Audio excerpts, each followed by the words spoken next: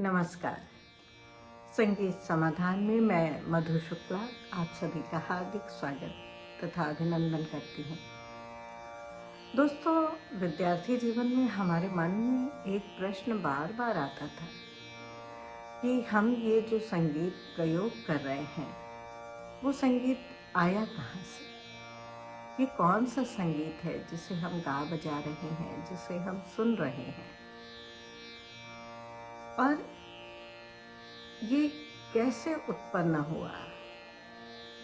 तो हमारी समस्त सृष्टि के साथ ही संगीत को भी उत्पन्न माना जा सकता है। बादलों की गर्जन, नदी का प्रवाह, उसमें जो कलकल की ध्वनि होती है, आप देखिए कितनी संगीतमय है। इसी प्रकार कोयल, चातक, मयूर, पपीहे की जो आवाज है, हाथी की जो चिंगार है, जो बकरी की आवाज है, सभी में संगीत, सभी को संगीत से जोड़ा गया है। तो ऐसे में हम जब संगीत समाज की तरफ देखते हैं तो संगीत समाज में कई मतांतर प्रचलित हैं। कोई कहता है कि ईसा मसीह द्वारा इसकी उत्पत्ति हुई, कोई कहता है कि ये ओम अक्षर से उत्पन्न हुआ, जिसमें ब्रह्मा, विष्णु और महेश अंतर्निहित है। कोई इसको ऋक, यजुर और साम से मानता है। तो जो एक परंपरा प्राप्त होती है लेखन के संदर्भ में, लेखन की दृष्टि से, उसमें अगर हम देखेंगे तो संगीत की व्युत्पत्ति सामगान से मानी जाती है। जैसा कि हम जानते हैं कि 4 वेद हैं और चारों वेदों का अपना अपना प्रारूप है। तो ऋग्वेद के जो गेय ऋचाएं थी, उन ऋचाओं का संकलन सामवेद है और सामवेद की अपनी गान प्रणाली है, जिस गान प्रणाली के तहत हम आज संगीत का स्वरूप प्राप्त करते हैं। हम कह सकते हैं कि संगीत जो वर्तमान में प्रयोग हो रहा है, उसके मूल मंत्र, उसके बीज सामगान में निहित है। तो आज हम सामगान की चर्चा करेंगे।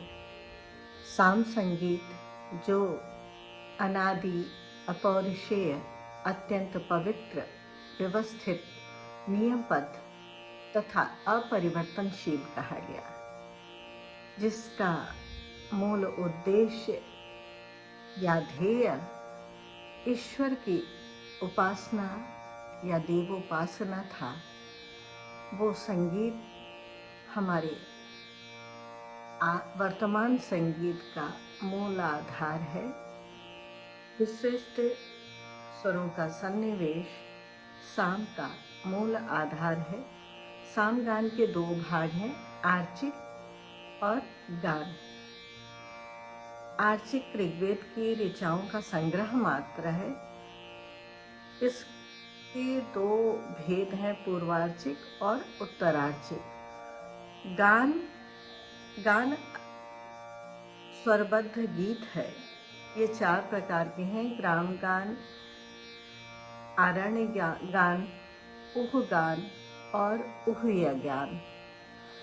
तो इन चारों गान प्रणालियों की गान विधि वो क्या थी, इसके बारे में जानते हैं। सामगान में स्वर प्राणभूत तत्व है। इसमें आद्योपरांत आप देखेंगे तो स्वर की ही प्रधानता है। सामगान में ऋचाएं ओज, बल तथा मंगल प्रदान करती हैं, तो इसको स्वरों के माध्यम से ही सिद्ध किया जाता है। सामगान में उद्गाता एक प्रधान गायक होता है, जिसकी सहायता के लिए प्रस्तुता, उपगाता, प्रतिहर्ता आदि गायक होते हैं और ओम शब्द की प्रधानता होती है। प्रारंभ से लेकर अंत तक ओम शब्द गुंजायमान होता है। ओमिति सामानी गायंती कहा भी गया है। सामगान गाते समय बीच में जो गैप हो सकता था, एक मंत्र को गाने में जो सांस लेने के मध्यम हो या छंद की छंदोबद्धता की दृष्टि से जो गैप हो, उस गैप को भरने के लिए ओम शब्द का प्रयोग करता है। आज स्वर से विमुख भी हो सकते थे, तो इसलिए ओम शब्द कंटिन्यूअस गाने से क्या होता था कि लोग स्वर से भटकते नहीं थे और वो अनवरत गुंजायमान रहता था। सामगान के पंचविध विभाग कहे गए हैं: प्रस्ताव, उद्गीत, प्रतिहार, उपद्रव और निधन। प्रस्ताव सामगान का प्रथम विभाग है, जिसकी प्रस्तुति प्रस्तोता के द्वारा की जाती थी। विभिन्न सामों में अक्षर की संख्या परिवर्तित होती रहती है और इसका आरंभ हुम से होता है। तो सभी ऋत्विज एक साथ हिंकार का गायन करते हैं। इससे गायन में रसवत्ता आ जाती है। उसके बाद दूसरा विभाग है उद्गीत। इसका गायन उद्गाता के द्वारा होता है। ओंकार से गायन का प्रारंभ होता है। स्तोत्रों में चाहे अक्षर वृद्धि की संभावना क्यों न हो, किंतु ओंकार शब्द को हम लेते ही हैं। उसको हम किसी भी अवस्था में छोड़ेंगे नहीं और साम का आद्याक्षर स्वर होने पर उसी का ओंकारीकरण हो जाता है। जैसे स्वर और व्यंजन आप लोग जानते हैं, अकार, आकार, ईकार, ओकार, इंकार, अगर वो है तो उसी स्वर में ओम करके गाते हैं तो उसका ओंकारीकरण हो जाता है। तीसरा जो भाग है वो है प्रतिहार। यह प्रतीति स प्रतिहारः, अर्थात जो प्रतीति हो उसे प्रतिहार कहते हैं। दो भक्तियों के योग से प्रतिहार का जन्म होता है। इसके गायक को प्रतिहर्ता कहते हैं और इसके दो विभाग कहे गए हैं, उपद्रव और निधन। तो हमने देखा कि मूल जो है वो प्रस्ताव, उद्गीत और प्रतिहार है और उपद्रव, निधन इसके उपविभाग हैं, किंतु उनको अलग अलग संज्ञा दी गई है। उपद्रव शब्द अगर देखा जाए तो हम लोग आज कहते हैं कि किसी चीज में व्यवधान उत्पन्न करना।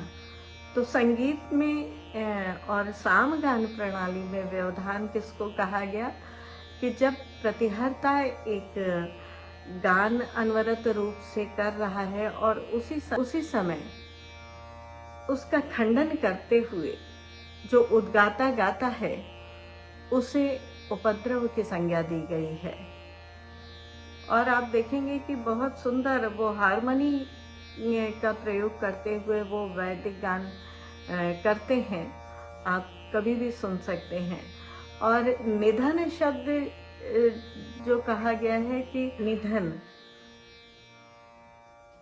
निधन नाम वंचभिः सप्तभिर्वा सामय रूपे तस्य सामनो अंतिमो भागः। अर्थात साम का जो अंतिम भाग है उसे निधन कहते हैं और प्रतिहार का अवशिष्ट अंश ओम का योग करके गाए जाने वाले को निधन कहा गया है। इसका गायन प्रस्तोता, उद्गाता, प्रतिहर्ता सभी के समवेत स्वरों में होता है। पंचविध और सप्तविध दोनों प्रकार के सामों में इसका प्रयोग अनिवार्य तत्व है। ये दो प्रकार के हैं, अंतर्निधन और बहिर्निधन। इसका आधार शब्दालाप है। यह ईड़ा अथ हीवी आदि से आलाप भरते हैं। मध्य व अंत में भी इसके आलाप का प्रयोग विधान कहा गया है। अब हम सामगान के स्वरों को जानते हैं। जैसा कि मैंने पहले भी कहा था कि सामगान का मूल आधार ही स्वर है। समस्त पाठ्य और गान दोनों में ही स्वर की प्रधानता रहती है। इसे पतंजलि ने कहा है कि स्वयं राजन्ते इति स्वरा, और मतंग ने इसे श्रुत्यांतर भावी बताया है। वैदिक वाङ्मय में 3 प्रकार के स्वर को माना गया है, आर्चिक, गाथिक और सामिक। इसके लिए जो श्लोक हमें प्राप्त होता है, आर्चिकम गाथिकम चैव सामिकम च स्वरांतरम एकांत स्वरो रेचुक्षु गाथासु द्वैतर स्वरः सामसु च अंतरम विद्यादेतावत् स्वरो अंतरम। तो इस प्रकार आर्चिक, गाथिक, सामिक स्वरों के 3 प्रकार से जो सामगान प्रणाली है वो निष्पन्न होती है। आर्चिक एक स्वर का गान है जिसे वैदिक काल में प्रथम स्वर कहते थे। आज हम लौकिक दृष्टि से देखें तो मध्यम स्वर जो है उसमें ये गान होता था। गान भी क्या, वो ऋग्वेद का जो पाठ होता था उस पाठ को हम एक स्वर में करते थे और वो आज का लौकिक मध्यम स्वर। उसके बाद गाथिक आता है। गाथिक 2 स्वरों का गान है और पाठ्य की श्रेणी में हम उसको रख सकते हैं। पाठ, पाठ्य और गान, ये 3 दृष्टियां अगर हम देखेंगे तो वैदिक गान प्रणाली में हमें मिलती हैं। तो जो पाठ्य है वो 2 स्वरों में होता था और वाक्य का जो प्रयोग कहा जाए या जो गाथाएं होती थी उनमें 2 स्वरों का प्रयोग होता था। तो वैदिक स्वर थे प्रथम और क्रुष्ट, जिसे आज हम लौकिक मध्यम और पंचम कह सकते हैं। उसमें वो पाठ्य की प्रस्तुति होती थी। और तीसरा विभाग आता है सामिक। सामिक को अभिनय उपयोगी माना गया है। पृष्ठ, प्रथम और चतुर्थ स्वर जो वैदिक कालीन थे उनको लेकर इसे कहा गया। और आप देखेंगे कि उदात्त अनुदात्त स्वरित की जो बात आती है वो यहीं से प्रारंभ होती है। और सामगान में बिना त्रैस्वर्य के वो उसमें न तो यज्ञोपकारिता आती थी, न तो वो संपूर्ण होता था। उसकी जो तीन जो गान की परिकल्पना थी वो इन तीन स्वरों के आधार पर ही निःसृत हुई और उसी तीन स्वरों से धीरे धीरे 5 स्वरों का और उसके बाद 7 स्वरों का विकास माना गया। ये वर्गीकरण बहुत ही सूक्ष्म दृष्टि से किया गया।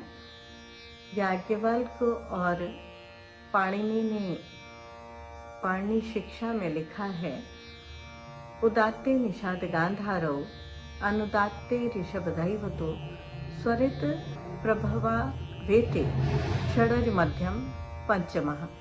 अर्थात उदात्त से निषाद गांधार, अनुदात्त से ऋषभ दैवत और स्वरित से षडज और मध्यम तथा पंचम की व्युत्पत्ति होती है। इन स्वरों को प्रथम, द्वितीय, तृतीय, चतुर्थ, मंद्र, कृष्ट और अतिस्वार्य कहा गया। तो इस प्रकार सामगान के ये सप्त स्वर पाए जाते हैं। इन सप्त स्वरों में न्यूनाधिक परिवर्तन करके अलग अलग साम में अलग अलग शाखाओं के अनुसार, शाखाएं हमारे जो सामगान की अनेक पद्धतियां थी उन्हें शाखा कहा गया। उन शाखाओं में स्वर का प्रयोग करने की अलग अलग शैली थी। तो उन शाखाओं द्वारा न्यूनाधिक परिवर्तन करके साम की गान प्रणाली निष्पन्न होती थी। केवल 2 सामों का गान कौस्तुभ शाखा में सप्त स्वरों का होता था। अन्य जो गान साम की गान प्रणाली थी उसमें स्वरों में न्यूनाधिक परिवर्तन होते ही थे। जैसे ऋग्वेद में प्रथम, द्वितीय, तृतीय और कभी कभी कृष्ट स्वर का प्रयोग करके गायन होता था। तैत्तिरीय शाखा में द्वितीय से मंद्र 4 स्वरों का प्रयोग किया जाता था और सामवेद की